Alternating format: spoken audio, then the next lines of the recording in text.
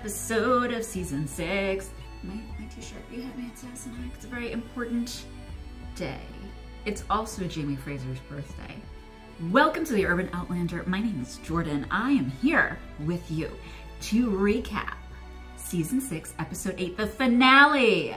I am not alone. Sisters, brothers, whoever is watching this, I am not alone because I have you to come and break down all the things that have happened in this finale. Woo!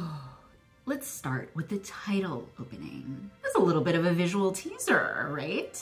We got this like 60s diner and a waiter coming in and serving cheeseburgers, who we learn later is Claire and Brianna. This ties into what we learn later as Claire and Jamie are hiding out in the big house under siege from the Brown Brigade, or the Witch Hunt Brigade. And Claire is telling Jamie all about the last meal that a prisoner would have in her time. All I wanted was Jamie just to ask, what is a cheeseburger, Claire?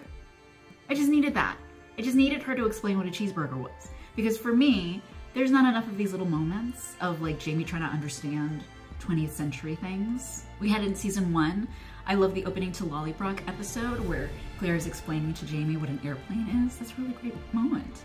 And then later, I think there's in season 3, she's explaining how an astronaut goes to the moon. I think the only other time that we really get anything like this is, I think in season 4 or 5, about the peanut butter sandwiches.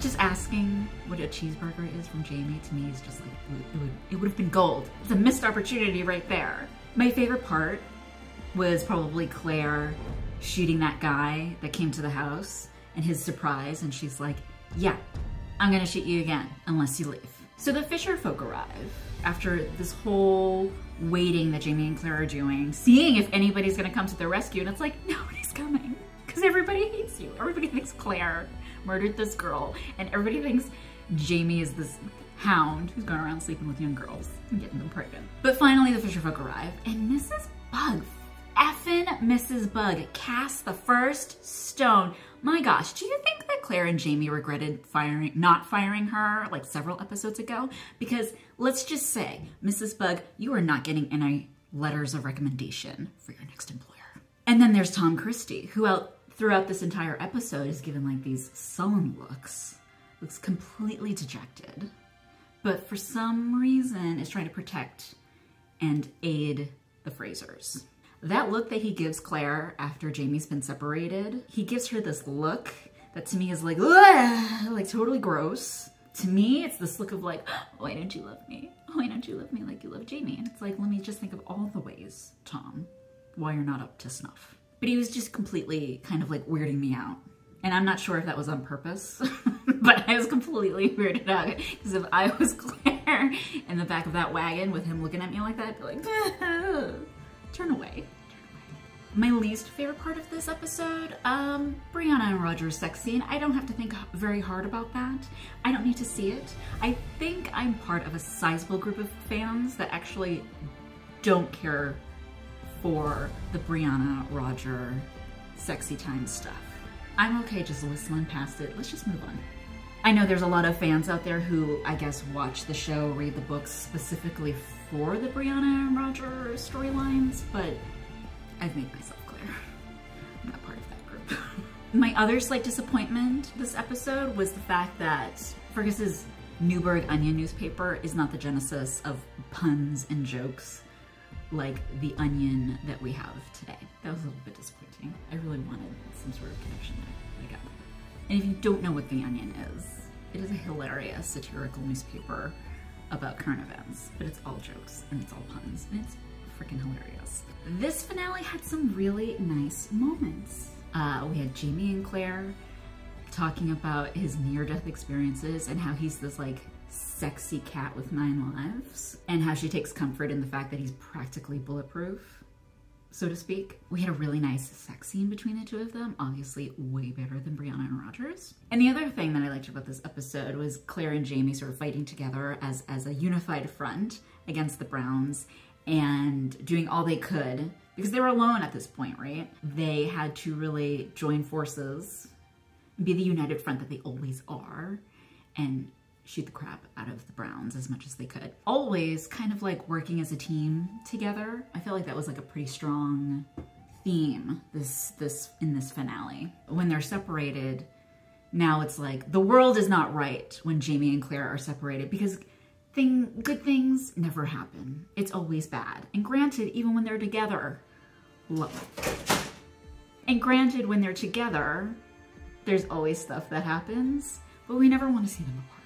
And the ending of this episode definitely felt like when Jamie and the Mohawks are riding off to save Claire, it definitely felt like Claire and Murtaugh's, may he rest in peace, search for Jamie when he was at Wentworth. So this season didn't exactly answer all of our questions. Granted, it's a shorter season. We never got answers to who this time-traveling prisoner who likes to whistle songs from 20th century TV shows. Who's this guy from the previous season? But like, how does he play into all of this? More to come, obviously, next season, and maybe we'll get answers to, obviously what happens to Claire. Are we gonna have like a repeat of the witch trial from season 1? Probably not, but I'm definitely getting those kind of vibes. Will Galis show up? No, I'm sure she won't. We'll get answers to the Christie murder mystery. And who was it in the garden with the knife on that beautiful sunny day on Fraser's Ridge? And who's the father of Lizzie's baby? Now that Brianna and Roger have sort of solved that question in the back of their minds in this episode, will this also be the same for Lizzie and the twins? Or does it not matter because at least she knows that the father is a twin? So perhaps it's all moot. Will we see the house refurbished? Because if there was one tragedy in this episode, it was seeing that beautiful house shot up and all that beautiful interior design, all that hard work, blown to bits. How long will the next Droughtlander be? Not nearly as long as last time. January 2023? I'm excited to see what's gonna happen next season because there are just so many questions not answered. I felt like this season was really strong, much stronger than season 4. In my opinion, season 4 was the weakest Outlander season.